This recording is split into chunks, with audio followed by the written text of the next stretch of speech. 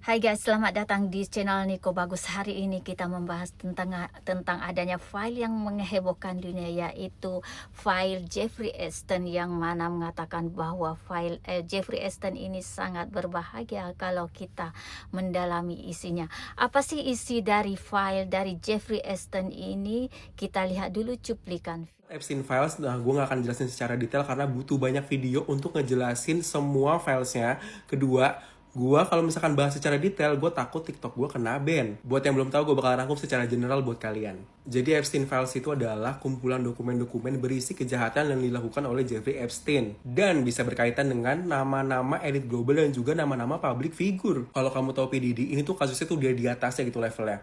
Kasus perdagangan anak, pemerkosaan anak, jaringan predator seksual, eksploitasi seksual, dan masih banyak lagi. Bahkan ada rumor yang bilang kalau misalkan circle Epstein itu makan manusia untuk ritual satanisme. Nama Indonesia juga terbawa dalam kasus Epstein ini. Nama Donald Trump juga disebut lebih dari 1.800 kali dalam Epstein Files ini. Dan kenapa Epstein Files ini akhirnya dipublis itu karena banyak banget tekanan dari publik, karena mulai banyak nih korban yang speak up, dan juga banyak banget pelaku yang masih berkeliaran. Zaman now dunia makin aneh aja ya, menurut kalian gimana? Tapi banyak yang nggak tahu apa sih dokumen Epstein itu. Jadi gue jelasin secara singkat nih. Dokumen Epstein itu berisi aib-aib kejahatan dari arsip pengadilan yang berkaitan dengan kasus Jeffrey Epstein. Kasusnya dia itu adalah gitu-gituin bocil di bawah umur. Nama-nama yang terseret dalam kasusnya itu ada Donald Trump, Bill Gates, Elon Musk, Michael Jackson, dan ada juga tokoh-tokoh politik besar dari negara-negara lain. Nah, Jeffrey Epstein ini adalah seorang pengusaha besar atau miliarder asal Amerika Serikat yang pada awal 2000-an mulai diselidiki atas dugaan terhadap bocil di bawah umur. Lalu sebenarnya pada tahun 2008, Epstein ini sudah mengaku bersalah atas tuduhan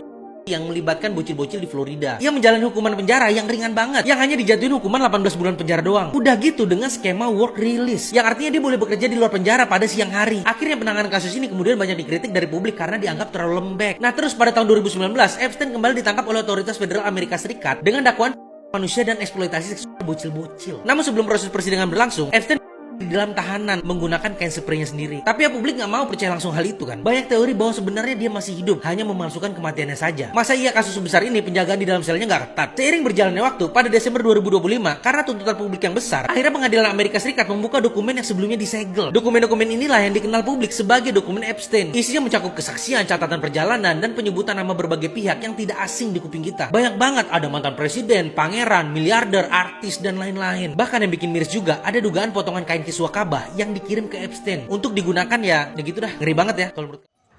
Jangan sampai file Epstein yang baru dirilis oleh pemerintah Amerika ini mengaburkan fokus utama kita. Betul, Sat ya? Betul. Kenapa, Sat? Pertama, fokus utama kita adalah membebaskan Baitul Maqdis dan salah satu caranya adalah memerdekakan Gaza. Maka, apapun yang terjadi pada dunia barat, sebetulnya harus kita tinjau dari dampaknya kepada Baitul Maqdis dan Gaza. Ya. Dan sekarang kita berdua sedang berada di Malaysia untuk menyambut undangan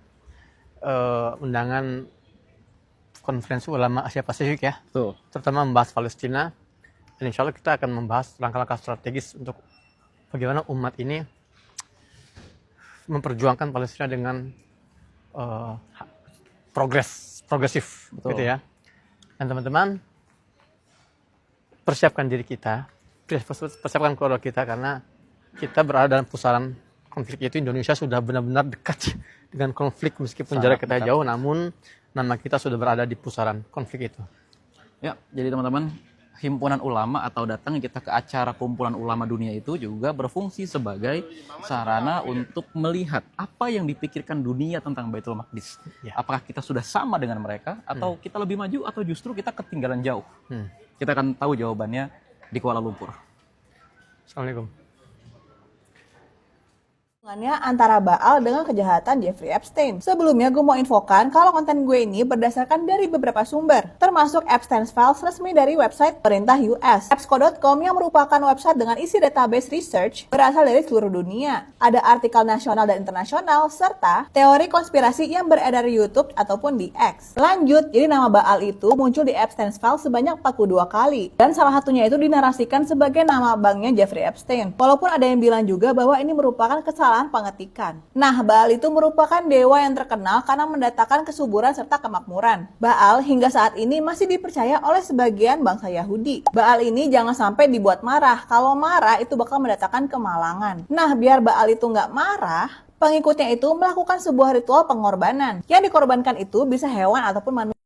Nah, kalau yang dikorbanin adalah manusia, biasanya menggunakan anak kecil seperti di gambar ini. Mohon diingat lagi bahwa ini merupakan mitologi. Nah, karena Baal dulu begitu, makanya di era modern seperti sekarang, Baal itu sebagai nama ganti iblis ataupun pangeran neraka. Bahkan di Alkitab ataupun Al-Quran itu, kehadiran Baal itu benar-benar ditentang. Lalu kalau ditanya hubungannya Baal dengan Jeffrey Epstein apa? Dalam kasusnya Jeffrey Epstein, sasaran utamanya itu merupakan anak kecil, literally bayi ataupun balita. Mereka merupakan korban perdagangan manusianya Jeffrey Epstein. Konspirasinya nih ya, untuk mendatangkan kemakmuran, para elit global itu mau menyenangkan Baal dengan cara praktik merkosa dan lain-lain terhadap anak-anak. Sakit nggak menurut lo? Menurut gue sakit banget. Tonton video acara Oprah ini, kalian dengerin ya. When I was very young, I was forced to participate in that, in which I had to sacrifice an infant. And the purpose of sacrifice is to what? Is to bring you what? What are you sacrificing for? For power. Mind you ya, ini baru satu saksi. Masih banyak banget saksi lainnya yang nggak digubris. Kenapa coba gue tanya? Karena mereka ini yang katanya tersangka merupakan orang-orang yang nggak tersentuh dunia. Mereka orang powerful, gengs. Gimana nggak ngeri? Teori konspirasi ini juga didukung dengan Epstein Files, di mana mereka itu seneng banget ngomongin makanan, tapi kalimatnya itu nggak nyambung. Nah, ini ada orang yang merangkum istilah-istilah apa aja yang mereka pakai. Dan kalau kalian cari di Epstein Files, kata-kata tersebut keluar ribuan kali. Ngeri kan? Jelas. Beginilah realitanya. Dan sadly, nggak ada yang bisa kita lakuin. Mungkin cuma pengadilan akhirat aja yang bisa ngadilin mereka. Karena kalau di dunia, mereka itu nggak tersentuh. Akhirnya Epstein Files akhirnya dirilis guys ke publik. Jadi guys, di tanggal 19 Desember kemarin, Department of Justice Amerika itu resmi ngebuka dokumen Jeffrey Epstein ke publik guys, dan ini langsung jadi heboh banget. Nah, buat lu yang belum tahu, singkatnya begini. Si Jeffrey Epstein itu miliarder dengan koneksi politikus, pebisnis, selebriti, sampai bangsawan guys. Nah, dia sempat ramai banget gara-gara dia ini adalah seorang pelaku kejahatan terhadap anak-anak di bawah umur. Jadi yang beredar katanya dia ini merekrut gadis-gadis muda, diiming-imingin sama uang dan juga hadiah. Nah, terus dia dibawa ke sebuah properti milik dia, termasuk namanya Epstein Island atau pulau pribadinya si Jeffrey Epstein ini. Nah, gila, serem banget kan? Nah, setelah dibawa ke propertinya si Epstein ini atau ke Epstein Island ini, si Epstein ngelakuin terhadap anak-anak di bawah umur ini guys. Nah, di tahun 2019 si Epstein ini didakwa, ditangkap dan dipenjara akhirnya. Nah, resenya sebelum dijatuhin vonis, si Epstein ini bundir dan kasusnya mandek. Nah, terus pertanyaannya sekarang, kok kenapa kasusnya rame lagi? Nah, karena file yang dibuka ini isinya foto dan dokumen yang nunjukin lingkaran sosialnya Epstein ini guys. Dan jujur, ini bener-bener isinya orang-orang powerful dan besar semua. Dan nama-nama yang muncul adalah Bill Clinton, Donald Trump, Mick Jagger, Diana Ross, sampai ada Prince Andrew. Nah, untuk soal korban ada berapa, angkanya nih nggak pasti, tapi diperkirakan itu sampai puluhan, bahkan lebih dari 100 orang korban. Dan gilanya yaitu mayoritas semua masih di bawah umur serta diancam biar ini nggak ngomong dan dia diem. Nah, keterlibatan semua public figure ini bikin orang ini bertanya-tanya gitu, benernya mereka ini ngelakuin hal-hal kayak gini, hal keji kayak begini. Dan yang gilanya yaitu Presiden Amerika kok ada juga di situ. Gila kan? Nah, kita tunggu aja guys update-nya lebih lanjut soal kasus ini guys. Jujur ini gila banget sih, dan udah lama gitu kasusnya ada. Mandek aja gara-gara si Jeffrey-nya meninggoy. So gimana guys menurut tentang kasus yang satu ini? Langsung aja. I think all the files are dropping down. But my advice kepada semua orang, start payah tonton semua benda ni, because dia akan affect your psychology kalau you jenis tak kuat. And you akan jadi very trouble, and emotionally you akan ganggu melihat semua gambar-gambar mereka tonton. Tapi bagi saya, kenapa mereka drop benda ni? Untuk alihkan pandangan you. There's a diversion, because this much of documents will disturb your emotion, and you akan pergi korek and baca demi baca. So psychologically you akan kena affected. You akan be disturbed emotionally, like macam mana manusia ni boleh buat benda macam ni? Yes, leave them alone. Pedoman ialah satu benda je. Orang-orang yang pernah pergi island tu, bagi saya memang setan. Mereka lah yang jual produk-produk macam-macam lah kepada you, dari segi pemikiran, mentality, ubat-ubat untuk cucuk and everything. Beginilah orang-orang ni yang mereka akan gelarkan diri mereka sebagai filantropis dan orang-orang baik, tapi semua mereka ni semua dajjal dan setan saja. Guys, setelah kita lihat beberapa cuplikan video, bisa kita simpulkan bahwa file Jeffrey Epstein ini memang sangat berbahaya kalau dipublikasikan. Tetapi atas desakan masyarakat Amerika pada bulan 19 Desember kemarin, file ini resmi dipublikasikan dikarenakan banyak sekali tekanan dari publik yang ingin mengetahui apa isi dari file dari Jeffrey Epstein ini. Dan isi dari file Jeffrey Epstein ini memang sangat-sangat di luar nalar manusia dikarenakan penuh berisi tentang adanya perdagangan yang tidak masuk akal seperti eksploitasi anak di bawah umur dan seks di bawah nalar juga.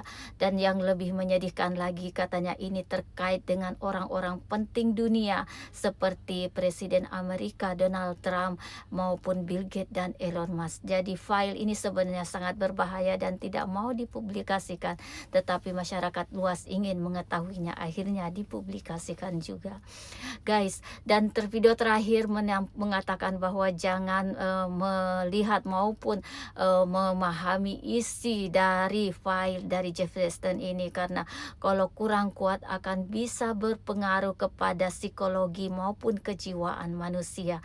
Sebegitu besarkah kuatnya, sebegitu dahsyatnya isi dari file Jeffrey Epstein ini, karena katanya hanya iblis saja yang bisa melakukan hal-hal yang seperti ini.